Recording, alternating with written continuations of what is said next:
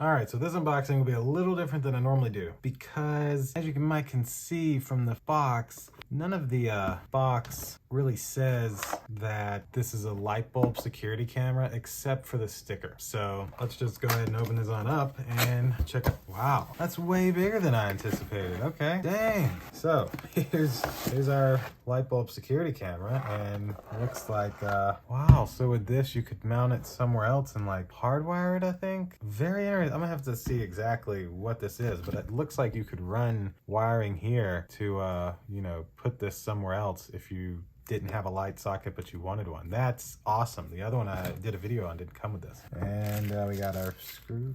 Oh, that's what's rolling around in here. Our screws and stuff. And then this looks like, what is this? Like a little extender or something.